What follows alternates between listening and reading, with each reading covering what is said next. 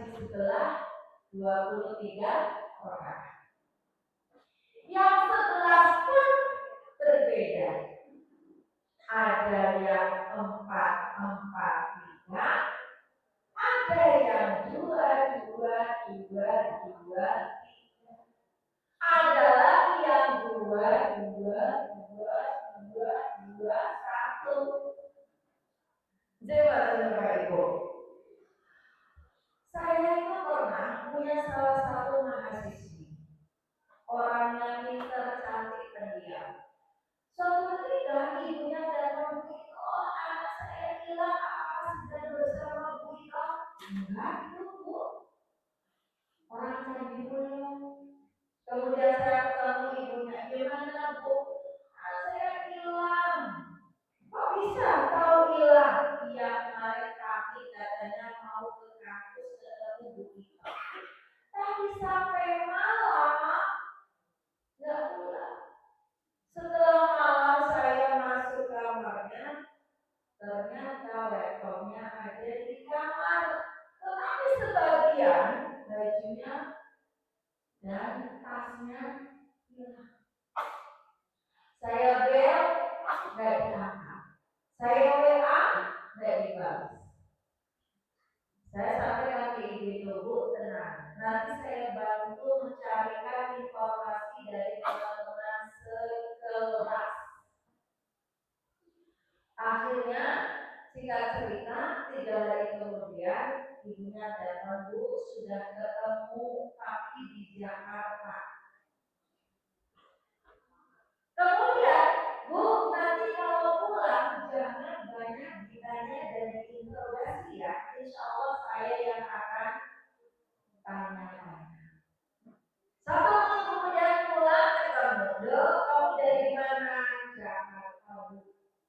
Enggak pamit sama Bapak Ibu, enggak. Mangkal saya. Kenapa mangkal? Gini Bu, singkat cerita Bapak dan Ibu, pada tahun itu kita umat Islam di Indonesia merayakan hari raya Idul Fitri di hari yang berbeda. Ternyata bapaknya itu NU banget, ibunya NU. Biasanya yang duluan yang mana Bapak Ibu? NU duluan, karena ibunya ini NU banget, pagi-pagi ke lapangan. Pulang makan di hadapan bapaknya. Bapaknya marah, bojora sopan. Wonge si puasa kok. Kata istrinya salah dhewe kok wis bodo kok esi. Akhirnya ternyata perdebatan ini memanas dan perlempar wis disambung. Ternyata anaknya itu mendengar di dalam kamar. Sehingga bagi dia ini pukulan berat. Ya Allah, ternyata orang tuaku mau pisah gara-gara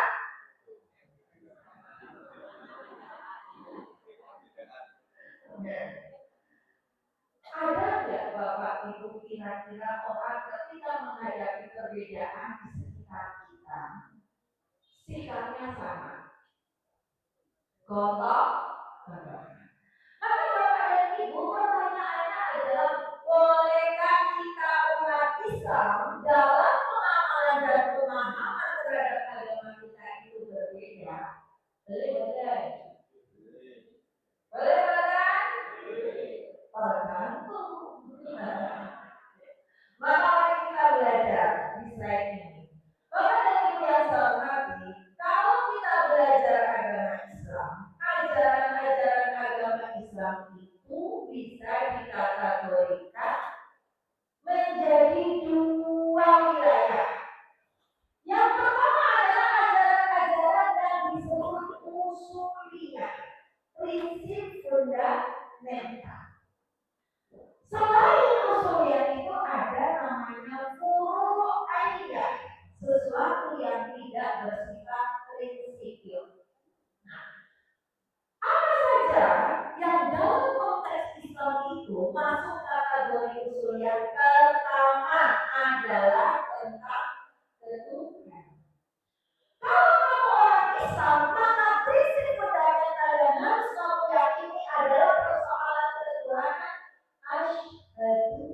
Allah ilaha illallah.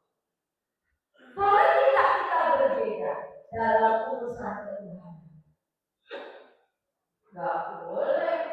Mau kamu NU, mau kamu NU, terserah. Soalnya Allah berbakti, soalnya Allah. Yang satu mundur, yang satu tidak. Dalam konteks ketuhanan kamu harus sama. Kenapa? Karena ini masuk wilayah usul prinsip fundamental. Maka kalau ada orang mengklaim mengaku sebagai orang Islam, saya orang Islam, tapi Tuhan saya bukan Allah, berarti kamu bukan orang Islam. Tapi saya Islam dari lain. Kalau kamu pernah Islam dari lain, berarti kamu sekarang bukan lagi orang Islam. Kenapa? Karena itu adalah prinsip mudah. Yang kedua adalah kerasulan. Kalau kita orang Islam, maka konsep kerasulan kita adalah wa asyhadu anna Muhammadar Rasulullah. Semua orang Islam tidak boleh berbeda dalam urusan kerasulan. Sefanatik saya misalkan sebagai orang Muhammadiyah, nggak mungkin ketika saya ditanya, Bu, nabinya kita siapa? Ahmad Dahlan. Kenapa? Karena kalau saya mengatakan Ahmad Dahlan sebagai nabi dan rasul, berarti saya sudah keluar dari. Kenapa? Karena itu masuk urusan usuliyah. Maka orangnya itu sepanatik-fanatiknya, pasti kalau ditanya Rasulullah dan Nabi itu siapa, jawabannya sama dengan orang Muhammad, yaitu Nabi Muhammad Shallallahu Alaihi Wasallam. Berikutnya adalah kitab suci. Bapak Ibu, kira-kira kitab sucinya NU dan NU sama badan. Diawali dari surat Al-Fatihah, diakhiri dengan An-Nas. Ada nggak Al-Quran versi NU? Versi NU?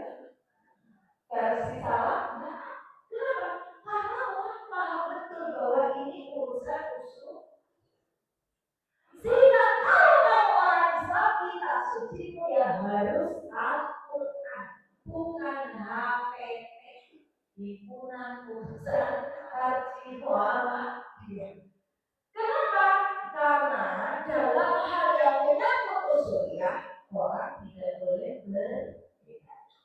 Berikutnya adalah rukun iman dan rukun Islam. Coba tanya orang NU dan NU, sama baca rukun iman dan rukun Islamnya. Walaupun kadang-kadang mungkin cara pemahamannya berbeda. Misal, rukun iman terhadap takdir. Muhammadiyah percaya bukan Bapak Ibu? NU? Tapi bahwa cara pemahamannya takdir kadang-kadang berbeda. Contoh nih, suatu saat saya punya teman namanya Pak Mahmud. Bertanya, toh menurut gue takdir itu manusia yang menentukan atau Allah yang menentukan? Siapa Bapak Ibu? Maka dalam konteks memahami takdir dari dulu sampai sekarang orang memang berbeda. Ada yang namanya ala jabariyah fatalis, nerimo adu. Pak kok bodoh, takdirnya bodoh, buat belajar tetap bodoh. Pak kok kere, takdirnya tetap kere walaupun usaha. Itu namanya jabar. Tapi ada yang mengatakan, enggak, kamu bodoh karena kamu males belajar. Dan kamu kere karena kamu tidak mau usaha. Yang benar yang mana Bapak Ibu?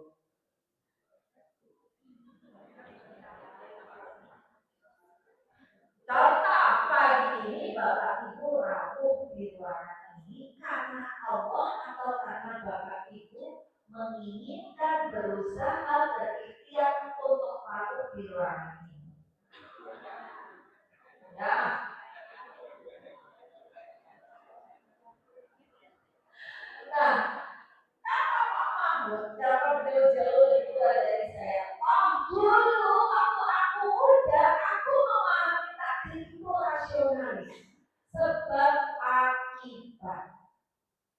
Jadi kalau saya mau sejahtera dan kaya, maka saya harus berusaha. Karena kaya dan sejahtera itu hanya akibat dari saya berusaha. Tapi makin tua itu saya makin fatalis, makin jabariyah, makin terima panggung. Karena banyak hal yang saya usahakan saya tidak dapatkan, tapi justru yang saya tidak usahakan saya dapat. Karena waktu itu saya masih muda raiso, takdir itu tergantung manusia. Tetap raiso toh, orang akhirnya berat. Boleh nggak kita berbeda? Misalkan nggak mungkin sama jenengan dengan keyakinan jenengan, saya dengan keyakinan saya. Terus kalau hari ini, aku harus rambutan pak, aku pengen banget rambutan. Nanti nang Blondo, karena di Blondo banyak rambutan. Saya pulang pak, kemudian ke Blondo, beli rambutan raffia. Nggak tahu tiba-tiba kok saya yang harusnya saya langsung pulang ke Sarakan, saya kembali di kampus. Kata Pak Mahmud, itu tuh rambutan, wes Pak. Yo, silahkan Pak, dibahas. Terus kata dia, toh, kamu pengen rambutan, saya pengen rambutan. Kowe usaha, aku cukup doa. Ya Allah, semoga kita bantu rambutan balik mati.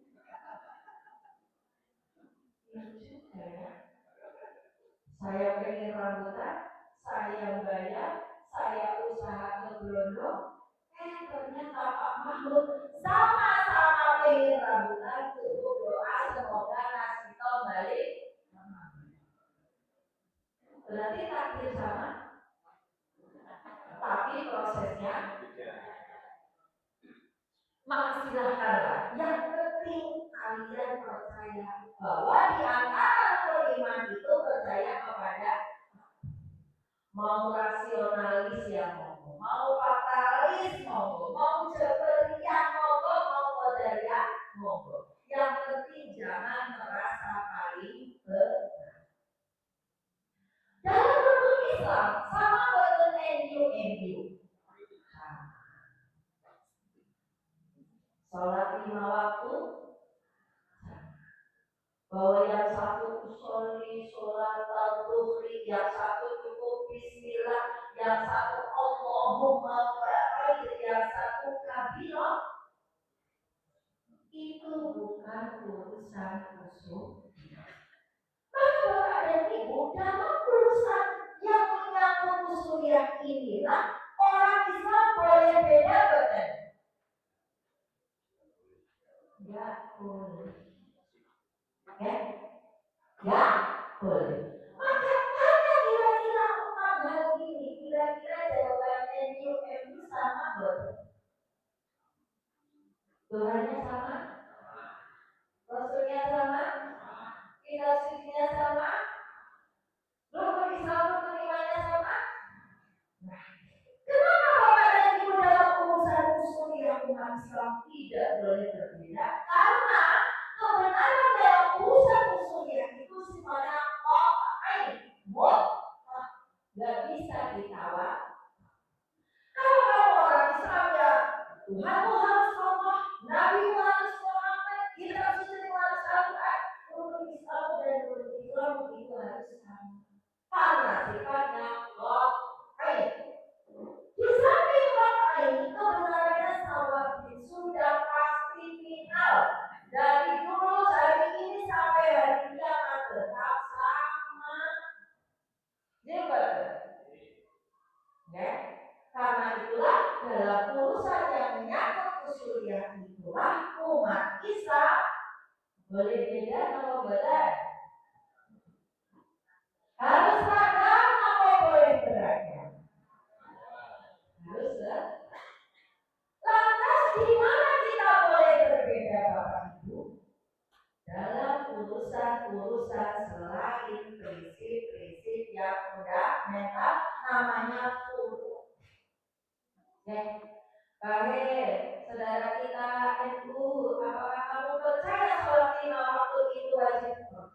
mama dia percaya. Tapi begitu tadi, yang satu pakai nawaitu, yang satu tidak, itu bukan lagi usul. Tapi, ya, sama-sama percaya sholat tarawih adalah qiyamul lail yang disunahkan, tapi yang satunya 11, yang satunya 23, itu bukan usul. Itu kalau urusan buruk itu kebenarannya tidak pakai Bapak Ibu, tapi relatif. Kita kok saya kalau lihat jenengan sholatnya tidak pakai nama itu, iya. Terus padahal harus niat loh. Iya, saya niatnya iya. Kok bisa sama-sama Bapak dan Ibu hadis yakin namal a'malu, tapi memahami niat itu berbeda. Bagi saya niat itu adalah pekerjaan hati, bukan pekerjaan mulut. Maka ketika saya tadi pagi niat ke sini, saya tidak mengatakan aku niat ke ujung rejolin dan ta'ala. Tapi apakah ketika ditanya saya niat, saya dengan baca bismillah, Nabi teman saya, oh sudah jam 5.20, oke kita. Tapi ada yang mengatakan, bu, kalau kita niat itu adalah pekerjaan hati.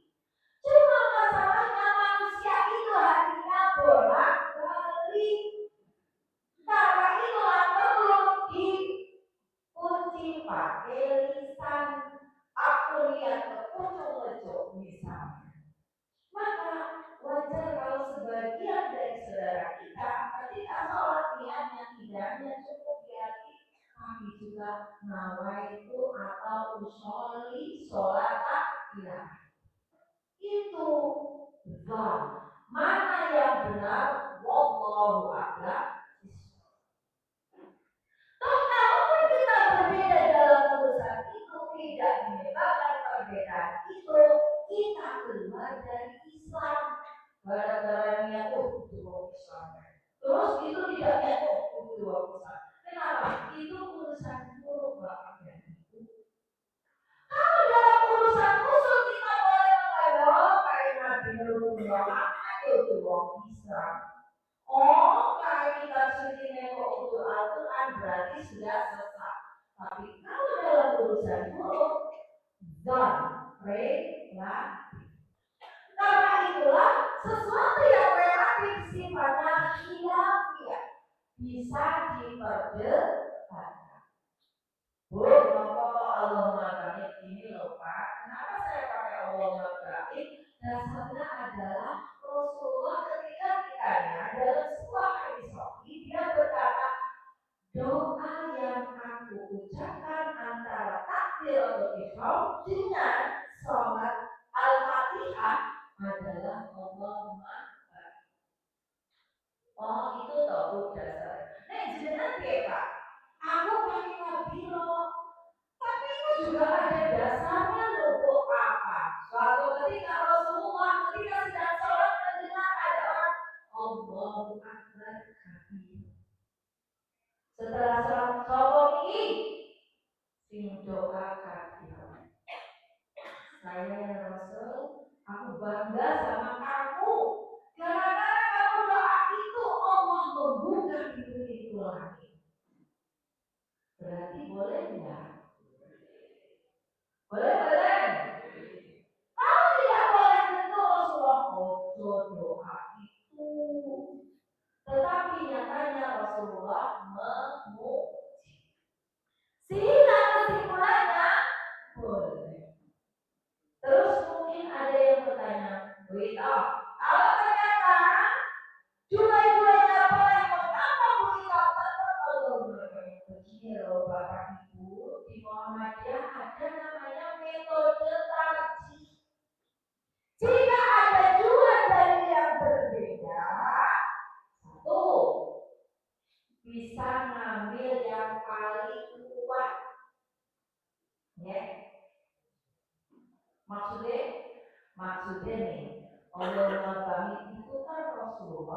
yang berdoa. Sementara kalau Kabiro itu kan sahabat yang berdoa. Kira-kira Rasulullah dan sahabat itu kuat mana? Menurut saya kuat Rasul. Tapi kan yang lainnya Rasulullah uji. Oke. Berarti ini debatable. Bisa diperdebatkan, nggak bakalan ketemu. Maka silakan kita pakai Allahumma kafir, biarkan yang lain pakai. Kenapa? Boleh boleh. Karena bukan tapi ya. Mutakhirat. Hal-hal yang bersifat form itu bisa berubah-ubah Bapak Ibu. Kalau usul harus sama. Nih contohnya. Saya punya teman bilang, akal apa? Kalau kita bersentuhan dengan laki-laki yang bukan mahram, nggak sengaja batal nggak? Ya, saya bilang, nah aku orang batal punya sengaja. Batal orang, nggak ketemu. Satu ketika ternyata ditakdirkan berangkat haji bersama 2019 satu amal. Kan? Kalau pergi ke Masjidil Haram, diri baik, kira-kira susah gak Bapak Ibu yang orang sana untuk tidak bersentuhan dengan Bapak?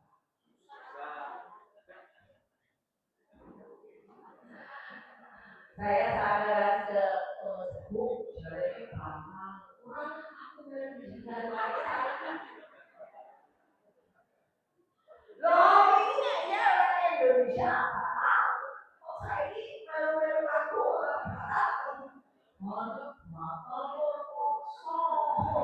udah berdua orang sholat itulah salah satu contoh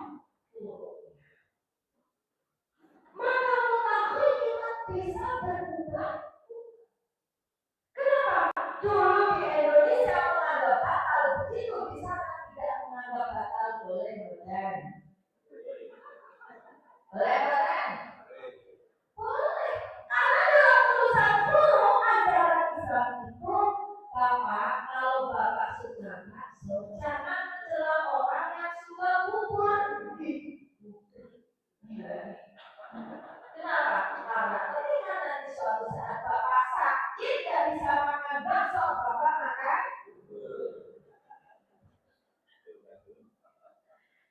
yang makan bubur cuy bakso. Suatu saat Anda pusing pengen seger-seger panas, Anda makan. Perbedaan dalam urusan ruqyah di dalam Islam itu indah Bapak Ibu. Untungnya ada yang ngomong batal, ada yang ngomong nggak batal. Bayangkan kalau semua yakin batal. Yo, gimana ini teman saya yang ketika haji batal lagi? So masuk angin udah dua ribu. Maka Bapak dan Ibu dalam urusan selain usul inilah bolehkah umat Islam berbeda? Boleh bukan? Yang tak boleh yang mana? Oke, pintar. Nah, maka Bapak dan Ibu ini adalah surat Al-Baqarah 148 dan Al-Maidah 48 kira-kira mirip ya. A'udzubillahi minasyaitonir rajim. Bismillahirrahmanirrahim. Likulli ja'alna minkum syir'atan wa minhaja. Walau syaa Allah laja'alakum ummatan wahidah. Walakin liyabluwakum fima atakum fastabiqul khairat. Ilallahi marji'ukum jami'an fa yunabbi'ukum bima kuntum fihi takhtalifun.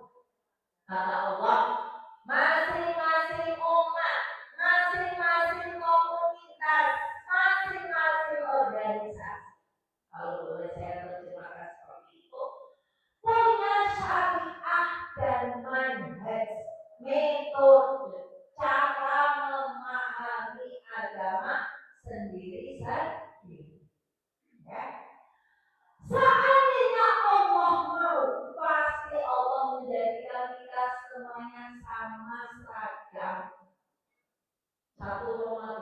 tanggal 18 Februari semuanya sama dari California sampai Kaliangkring. Kira-kira menurut Allah nggak apa-apa. Gampang. Tapi kenapa Allah membiarkan kita berbeda? Yang 25. Allah itu murji. Kenapa? Kalau kamu orang dewasa, orang bijak, orang pintar menghadapi perbedaan adalah saling menghargai. Tapi kalau jiwamu kecil, jiwamu tidak dewasa, kekanak-kanakan, memahami perbedaan itu saling caci. Jadi Bapak Ibu yang mana? Pas tabiul.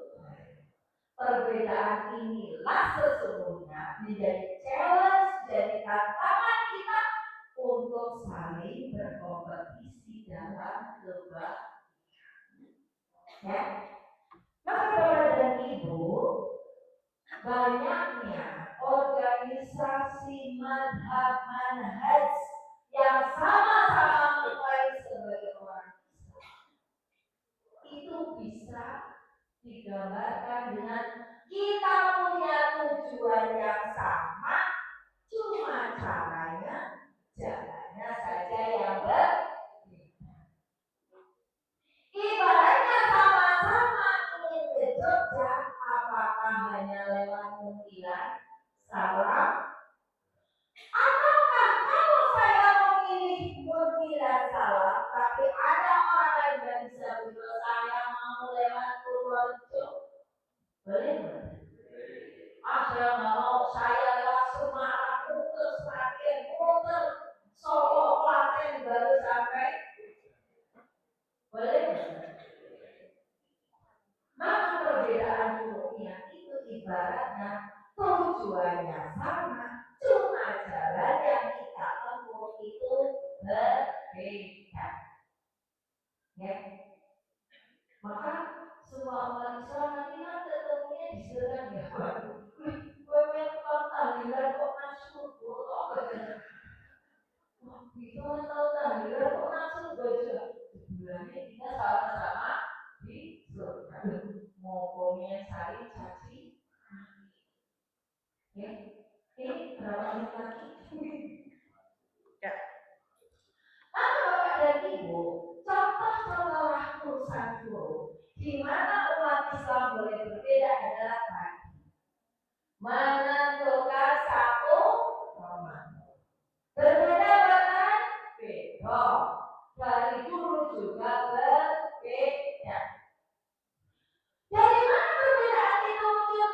Loh, ayatnya sama loh Bapak dan Ibu. Di dalam Al-Baqarah surat 85, Syahrul Ramadan alladzi unzila fihi al-Qur'an hudan lin-nasi wa bayyinatin minal faman syahida minkum syahra falyasum. Barang siapa menyaksikan bulan berpuasa. Kata syahidan ini syahid. Apa terjemahan dan penafsirannya?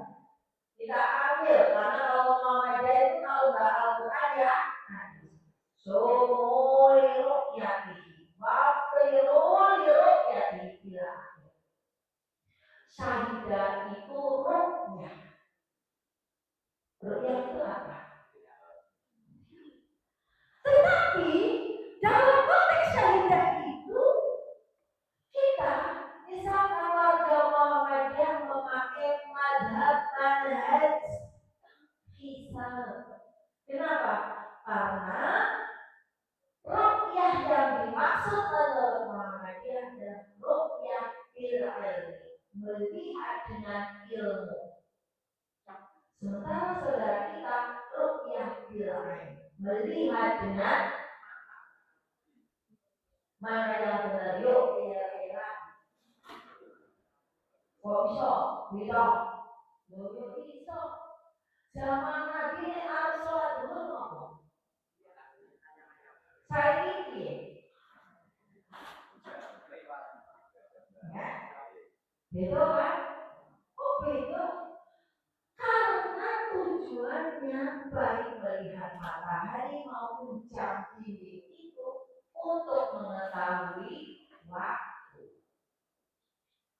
Lah kalau zaman dulu Nabi lihat kapan Ramadan harus melihat dengan mata, bisa pakai ilmu, namanya hisab atau panik.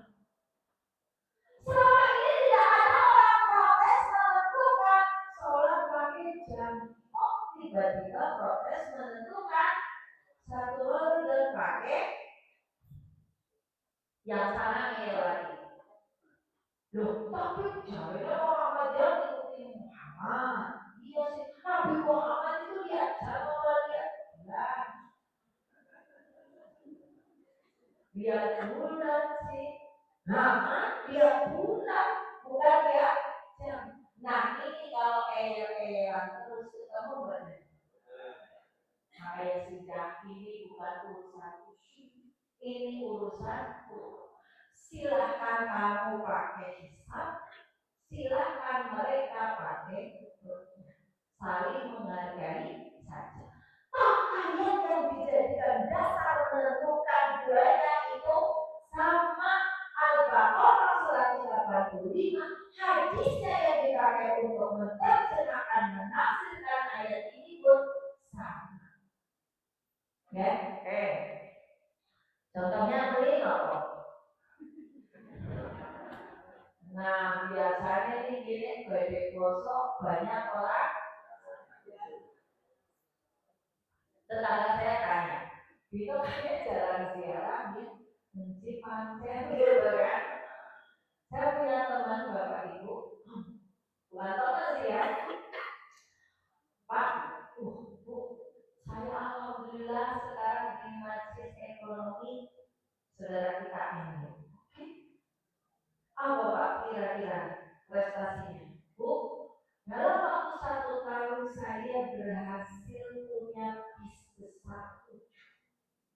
Oh iya Pak, kemarin maunya orang beli baru Pak.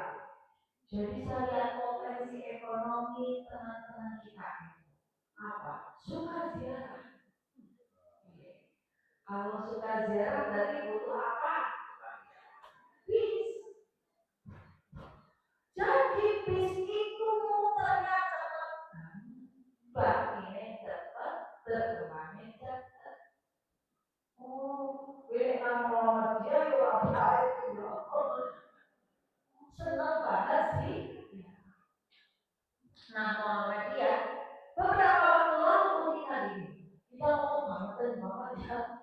Saking malas senangnya ziarah, hari boleh singkat cerita, bikinlah acara ziarah ke Ahmad. Ada kurang lebih 40 orang, satu bis satu ini. Singkat cerita, sampai ke rumah hujan deras banget. Blinker. Lah, akhirnya kita ziarah Allah. Yusito, hujan banget. Nah, akhirnya mikir. Ternyata mau ziarah gerbangnya ditutup. Gitu. Wah, Muhammadiyah. Pengen ziarah isi jiwa. Pulang tanpa berziarah ke Ahmad. Cuma ini. Astagfirullahaladzim.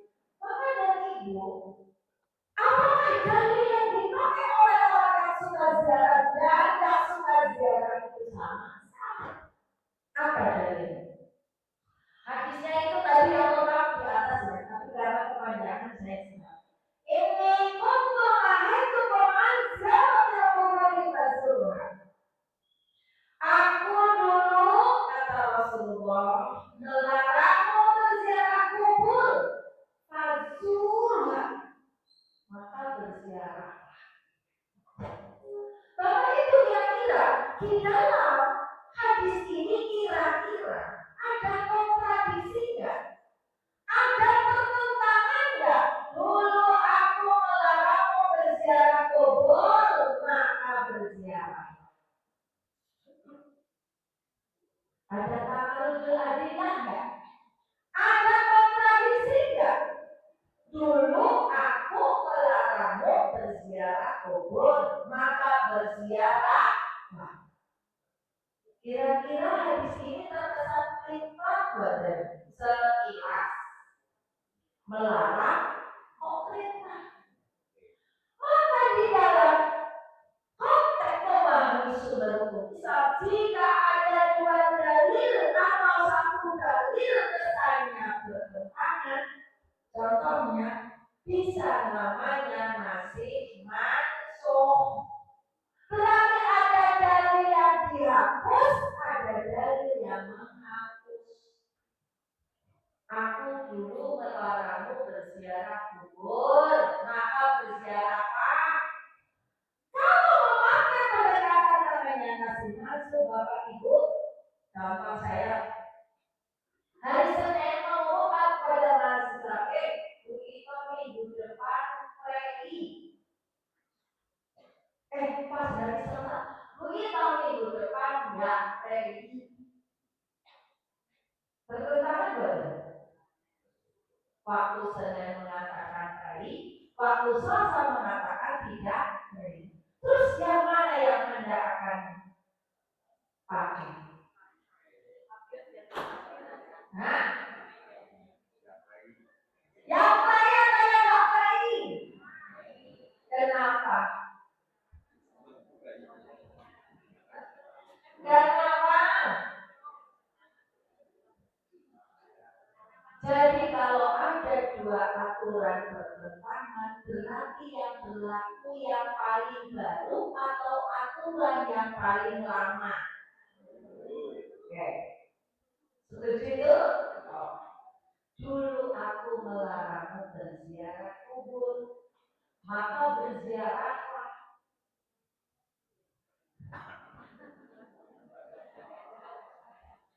Berarti yang berlaku yang dilarang atau yang diperintah?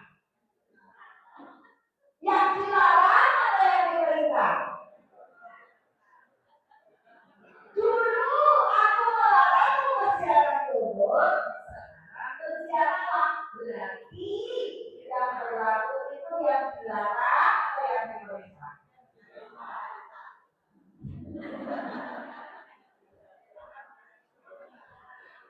Boleh ya sama Bapak yang jawab. Berarti benar yang suka ziarah atau benar yang suka ziarah? Ya. Ini kalau jadi benar. Yang mana Bapak Ibu? Yang mana dulu ya? Yang mana? Ternyata sudah ziarah. Maka wajar Bapak dan Ibu, kalau sebagian saudara kita itu suka siap. Kenapa? Karena mereka memahaminya dengan pendekatan nasih mansukh. Dulu aku melarangmu, sekarang perintah. Berarti yang dilaksanakan adalah yang perintah. Tuh, kita yuk. Tetapi tidak semua memakai pendekatan nasih mansukh. Kenapa? Termasuk di antaranya Muhammadiyah. Miyaki dilarang ngomong lagi karena kita cari-cari alasan.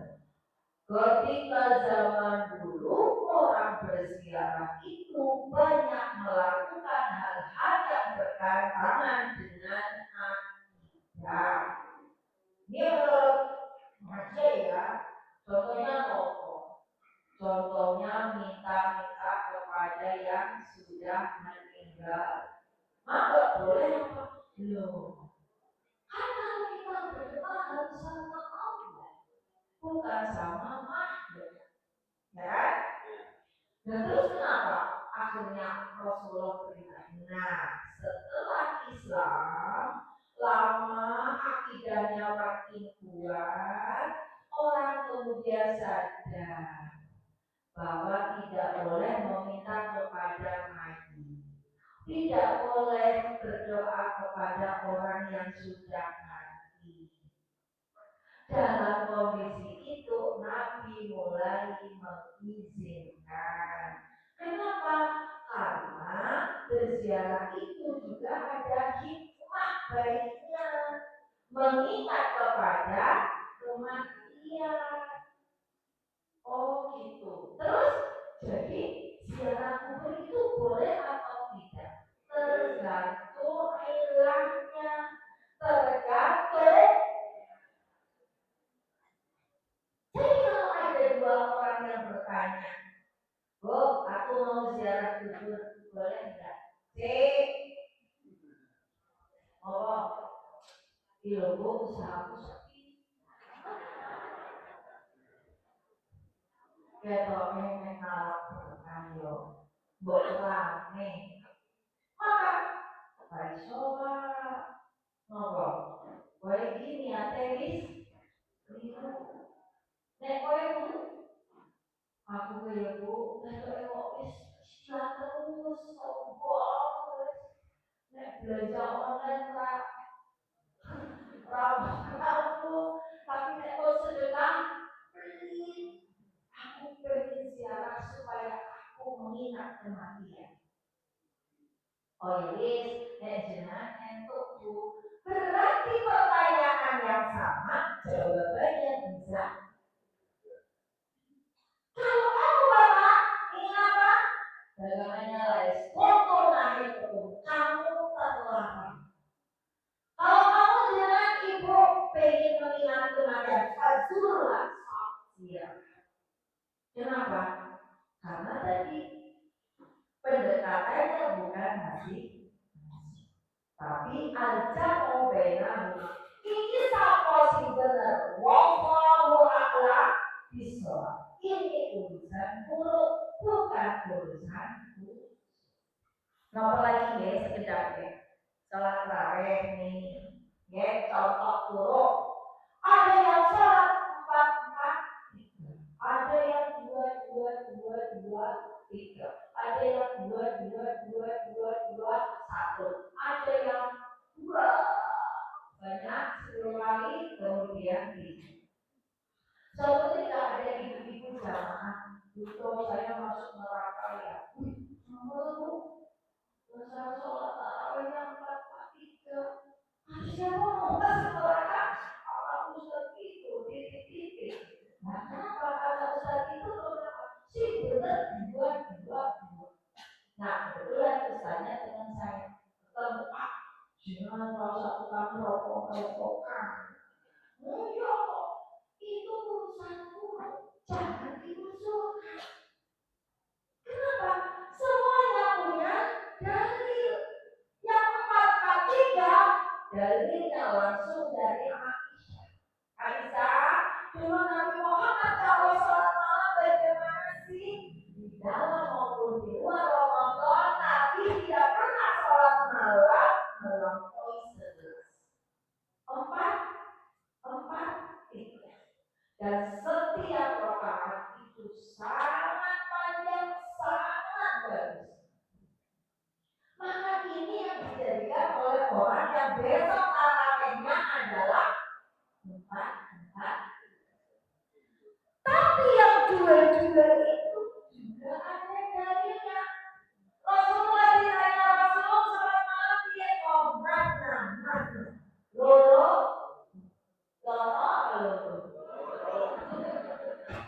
karena orang bilang tadi loro lama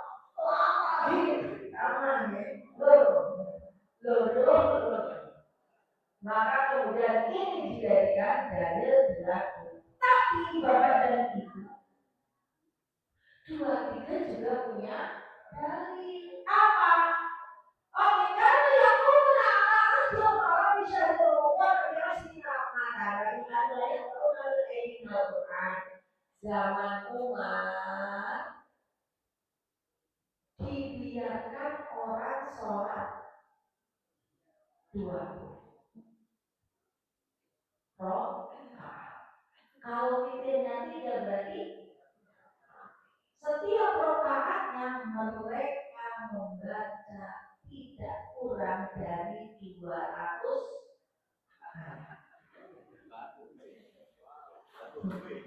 ya. Jadi ibu mau yang mana? Mending orang sholat, mending orang berarti besok tujuh maaf gitu ibu. Jadi semua ada dalilnya.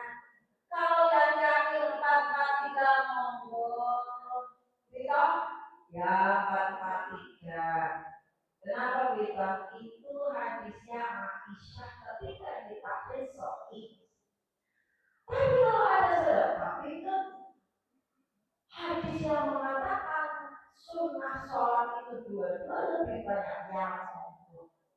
Kenapa? Umar bin Khattab membiarkan orang 20 rakaat plus witir.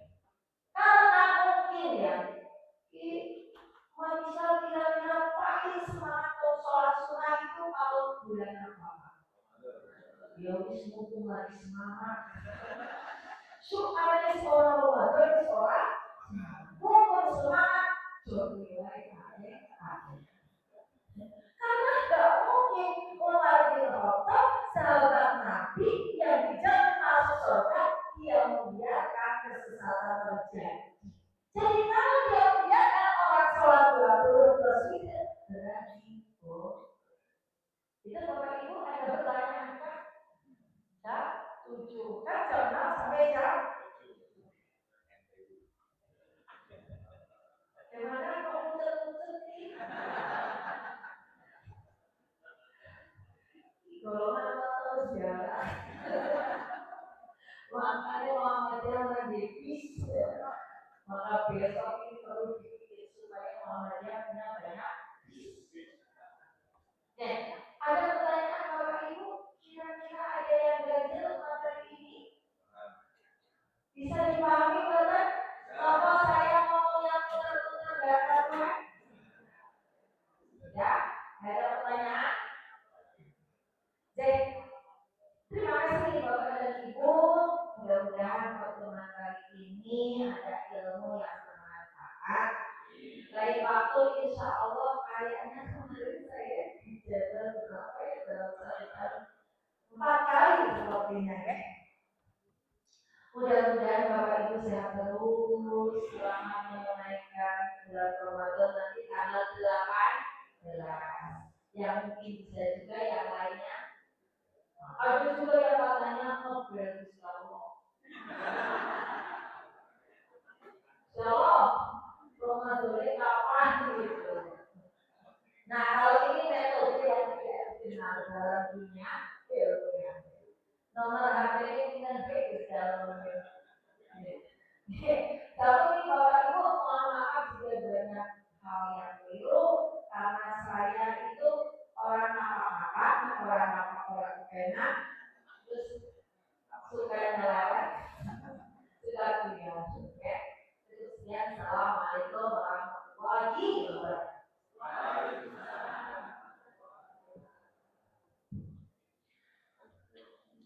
Alhamdulillah, terima kasih kami sampaikan kepada Ustaz dan seluruh yang sudah menyampaikan materinya. Semoga tadi kita bisa memberikan sikap yang lebih baik atas perbedaan-perbedaan yang ada. Sebelum kami akhiri, saya masih ada beberapa informasi yang akan kami sampaikan. Yang pertama, infak masih menjadi alhamdulillah mencapai Rp1.530.000. Semoga apa yang jamaah infakkan dibalas terus sebagaimana. Amin. Kemudian pembicara pengajian Sabtu yang akan datang yaitu Ustaz Dr. Majasa Mutasi BSI. Kemudian pengajian pagi